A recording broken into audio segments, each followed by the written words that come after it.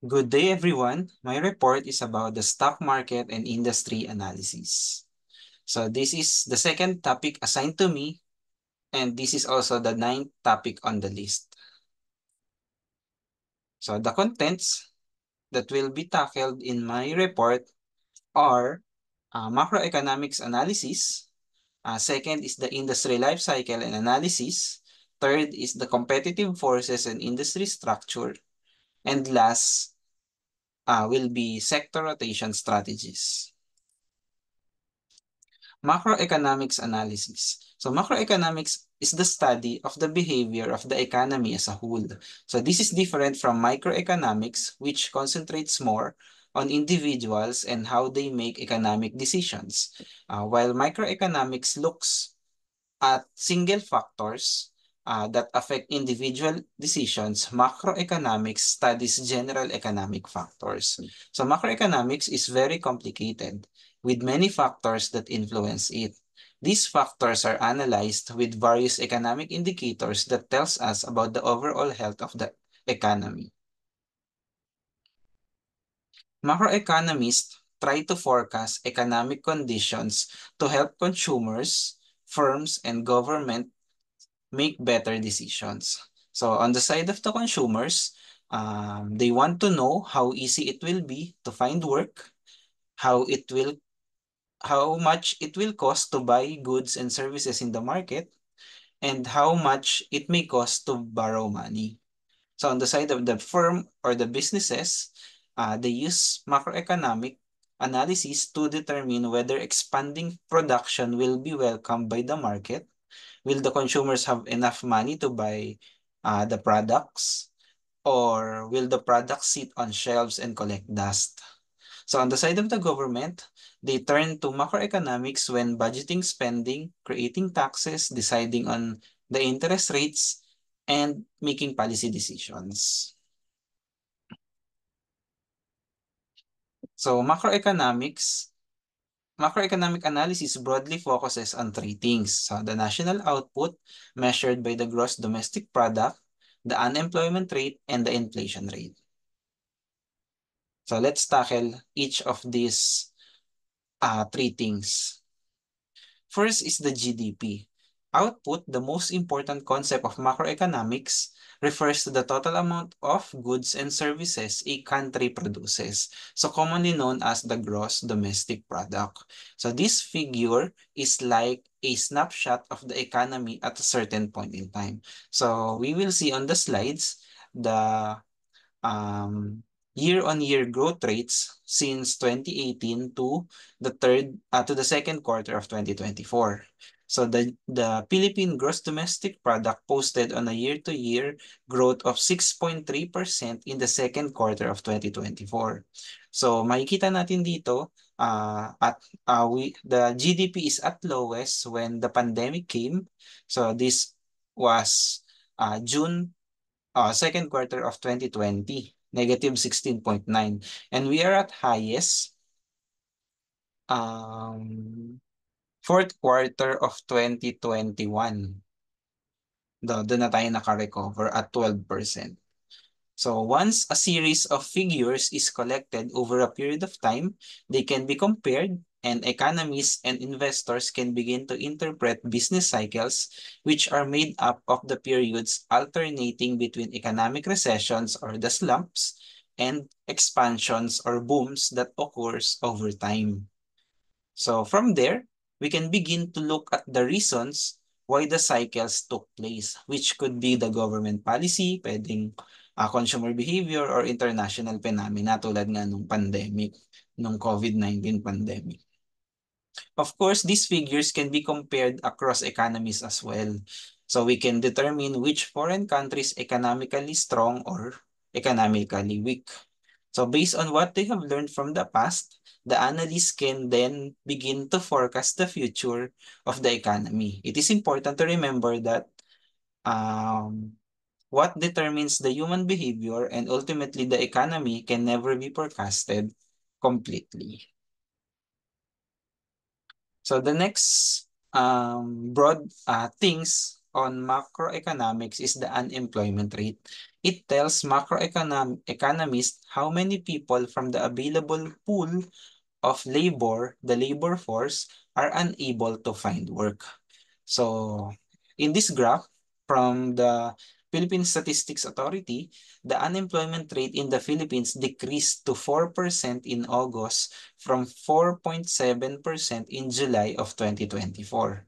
So, the unemployment rate in the Philippines averaged at 7.9% from 1986 until 2024, reaching an all-time high of 17.60 in June of 2020 nung pandemic, and a record low of 3.10% in December of 2023.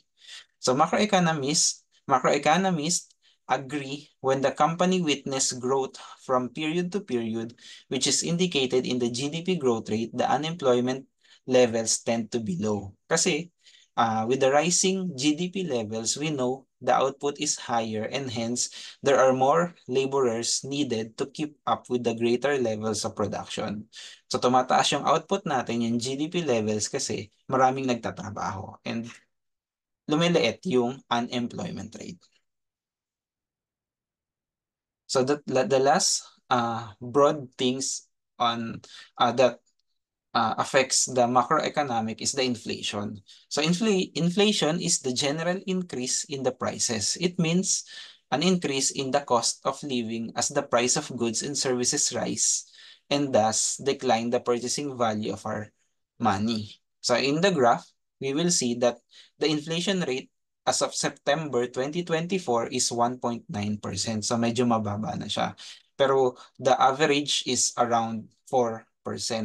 Diba? Kung makikita natin na ang mean niya is nasa 4%. So inflation basically means that our money won't buy as much today as we could yesterday. So if the prices of goods rise, like for instance, nag-grocery tayo with the same amount of money.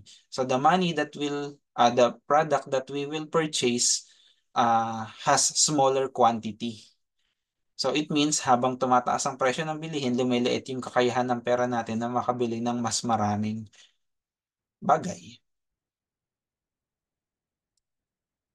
So the second topic is the industry life cycle and analysis. So industry life cycle analysis is part of the fundamental analysis of a company involving the examination of the stage an industry is in at a given point in time. So understanding this stage can help investors identify the potential investment opportunities and risks. So this is the industry life cycle. So we have 4 phases: the introduction phase, growth phase, maturity phase, and decline phase. So in introduction phase, there is a new product or service that is introduced to the market. Low sales since kaka-start lang, and high cost, syempre start-up lang, so medyo malaki pa yung capital na inilabas. High risk of failure kasi baka hindi tanggapin ng consumers. The investment opportunity here is when the companies with strong competitive advantage and innovative product. So this phase involves the development and early marketing of a new product or service. So information about the products and industry participants is often limited, so demand tends to be unclear. During this stage, the consumer of the goods and services need to learn more about them while the new providers are still developing and honing the offering. So example ng ganitong industry is yung sa ngayong panahon is the artificial intelligence industry, the self-driving vehicle industry, and the virtual reality industry. Yun. So the next phase is the growth phase. So since introduction, marketing strategy. So sa growth phase is when nakilala na sila. There is a rapid increase in sales and market share. There is a growing customer base and increasing competition. So in this phase, the consumers have come to understand the value of the new offering, businesses or industry. The demand grows rapidly. Example nito is the computer industry, which which is on the extended growth phase because of its long time focus on updating the hardware, features, and functionality. So the investment opportunity here is when the companies with strong brand recognition and efficient operations, doon tayo mag-invest. The third phase is the maturity phase. So the maturity phase begins with the shakeout period during which sales growth slows, focus shifts on expense reduction, and consolidation occurs. So as maturity is achieved, the barriers to entry become higher and the competitive landscape becomes clearer. Market share, cash flow, and profitability becomes the primary goals of the remaining companies now that growth is relatively less important. So the sales growth begins to stabilize. There is an intense competition, price wars, and product differentiation.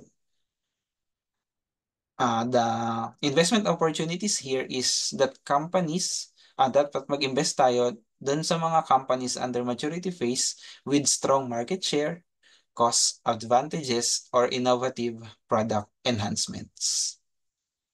So example nito is yung mga mature industries sa US includes food and agriculture, mining, and financial services. So yung specific companies like Apple, Xerox, Intel, IBM, and Procter and Gamble are considered the mature phase companies.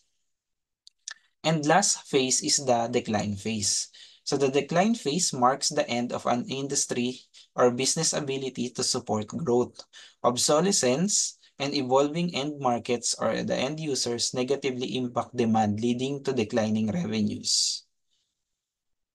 This creates margin pressure for forcing weaker competitors out of the industry. Yan nga, sales decline due to technological advancements, changing consumer preference, or increased competition. The investment opportunity here is when the companies that cannot pivot to new products or markets.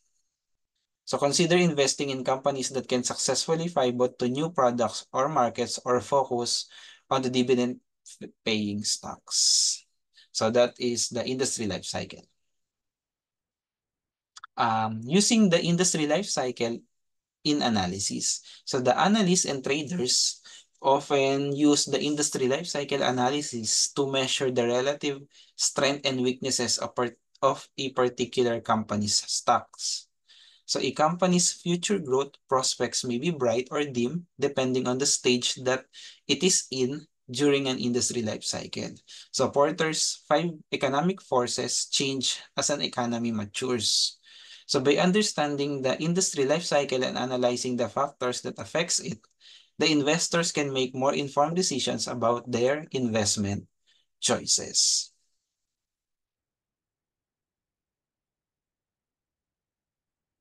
Yeah. So, yeah. So the third topic is the competitive forces and industry structure. So a model that identifies and analyze the five competitive forces that shape every industry and helps determine an industry's weakness and strength. So there are five competitive forces, and we will tackle it one by one. So first is the competitive rivals.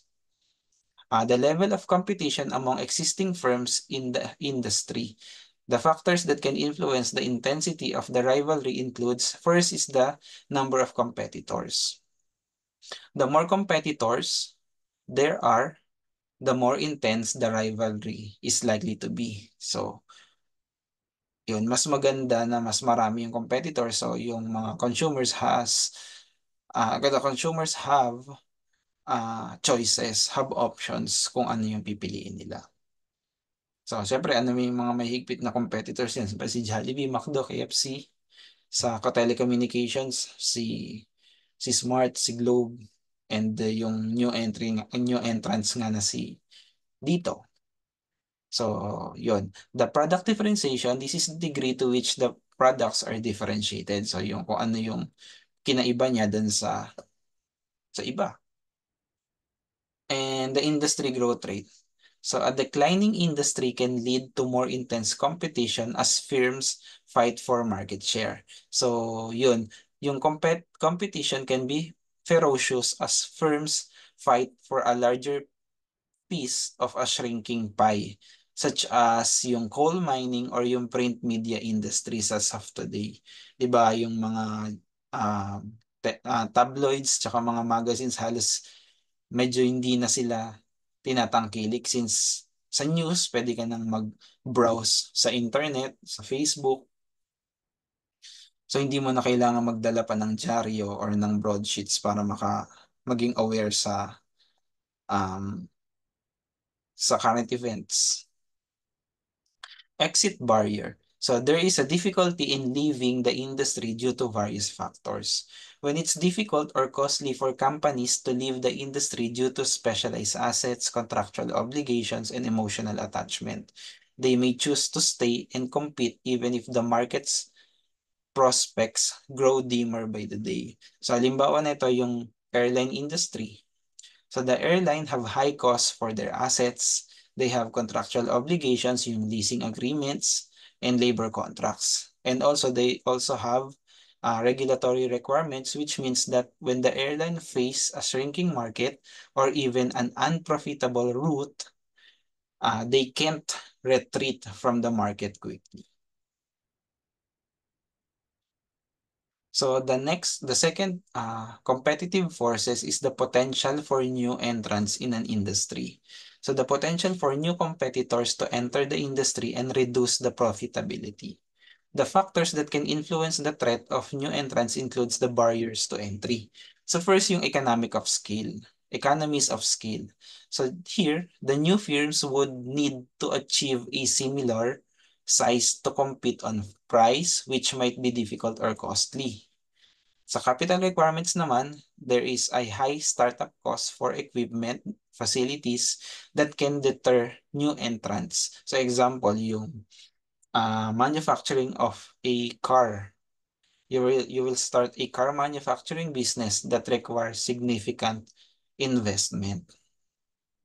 Government regulations, these are the licenses, safety standards, and other regulatory standards that create barriers, making it too ungainly or costly for new firms to enter the market.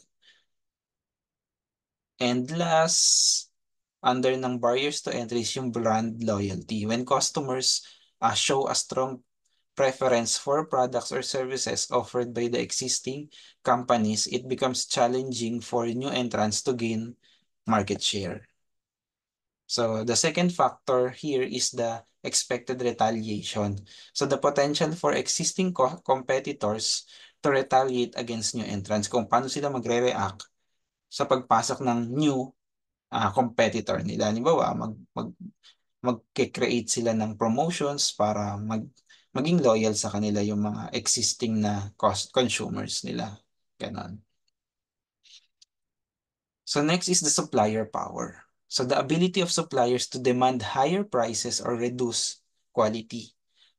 First factor dito is the number of suppliers. So the fewer suppliers there are, the more bargaining power they have. So best example nito is si Meralco. So si Meralco kasi is walang competitor talaga. So we have no choice but to subscribe kay Meralco. So kahit gaano kataas yung singil ni Meralco, wala tayong choice. Unless, hindi tayo magkukuryente, gagamit tayo ng gasolina, di ba? Or switching cost, yung the cost associated with switching to a different supplier. So yung pag-switch natin sa different supplier or halimbawa, imbis na magsasubscribe tayo kay Meralco, magke-create tayo ng, mag magpo-purchase tayo ng solar panels para yun, dun tayo kumuha ng energy and ng electricity natin. High cost yun. So medyo hindi natin masyadong tatangkilikin and magre-retain tayo kung sino yung supplier natin, which is yun nga si Meralco. dahil mahal yung switching cost. The product differentiation, the unique or highly differentiated product gives suppliers more leverage. Next is the customer power, the ability of customers to negotiate lower prices or demand higher quality products. So the factors that can influence the bargaining power of buyers includes the number of buyers. The fewer buyers there are, the more bargaining power they have. So example nito is the sectors like aerospace manufacturing. So aerospace manufacturing, ito yung naggumagawa ng mga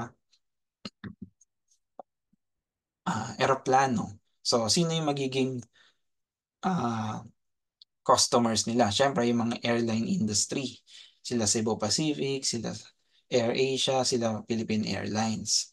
So yung mga airline industries na to has significant leverage in negotiations and can demand favorable terms because the seller depend on their business. So kung hindi tatangkilikin nung tatlo yon, nung tatlong Philippine Airlines, yung tatlong Philippine na airlines, so sino yung magiging clients pa nila? Wala naman ng iba. So product differentiation, when products are not highly differentiated, the buyers have more options and consequently more power. Availability of substitutes. So, yun, the presence of numerous substitute products in the market strengthens the buyer bargaining power. So, we have the options to change if we want to. The last competitive force is the threat of substitutes. So the potential for customers to switch to alternative products or services. First factor is the relative price performance. If the cost of the substitute is lower and its performance is comparable or better, the customers are likely to switch to substitute. So best example nito is the streaming services like Netflix, because a substitute yung Netflix became the substitute for traditional cable TV. It provides lower price and also it threatened the cable industry. Halos ewan ko, parang hindi na nga natin tinatangkilik ngayon yung cable industry kasi mas maganda na si Netflix, si Prime Video, si um, ano pa ba yun? Yun. Basta yung mga streaming services na yan. And the second factor is the customer's willingness to go elsewhere. So the threat is high if buyers find it easy to switch to a substitute. So yun, yung willingness nga na magtangkilik o na mag-purchase ng substitute kaysa dun sa nakasanayan na. So example nito is the customers found switching from taxis, yung regular taxis, to ride-sharing apps like Grab that is cheaper and easier. So ngayon nga, lalo na kung nagmamadali ka, we consume or we purchase the services of yung motorcycle ride sharing app, which is yung Angkas, yung Move It, yung Joyride. Kasi mas mabilis, mas mura na rin, mas mabilis kesa kung mag-grab tayo.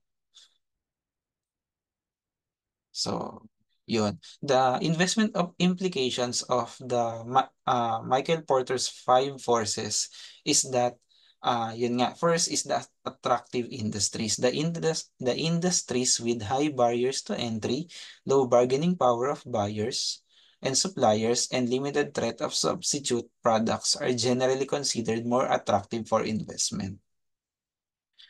Second is the competitive advantage. It identifies the companies with strong competitive advantages that can help them outperform their rivals. Also, we have to evaluate the risk associated with investing in an industry with intense competition or high bargaining power of buyers and suppliers. So, we have to, by understanding these competitive forces and industry structure, investors can make more informed decisions about their investment choices. So the last topic is the sector rotation strategies. Sector rotation is an investment strategy that involves shifting investment between different industry sectors based on economic conditions and market trends. The goal is to capture gains in sectors that are outperforming while avoiding sectors that are underperforming. So pag huhula, parang magfo-forecast tayo if yung sector na to is mag-underperform. So, ibebenta na natin yung stocks natin, then bibili tayo dun sa tingin natin na mag magpe-perform ng mas maganda sa susunod na mga buwan. So, ganun yung sector rotation. So, first, alamin natin ano yung mga PSE, Philippine Stock Exchange Sector Classification. So, ito yung mga sectors sa PSEs. Financials includes banks and other financial institutions. Industrial, electricity, ito yung mga electricity, energy, power, food, construction, chemicals, electrical components. Meron tayong holding firms, property. Under naman ng services, yung media, telecommunications, information technology, transportation services, hotel, education, casinos, retail, at meron din tayong mining and oil and the ETF. So this is the economic life cycle. So first, the full recession. So ito. This is when the GDP or the gross domestic product is retracting quarter over quarter. The interest rates are falling. Consumer expectation have hit bottom. The yield curve is normal. Nevertheless, some sectors continue to perform well. And these are the cyclicals and transports near the beginning, technology and industrials. During the early recovery naman, things are starting to pick up. Consumers' expectations are rising, industrial production is growing, interest rates have bottomed out, and the yield curve is beginning to get steeper. The successful sectors at this stage includes yung industrials, basic materials, and energy.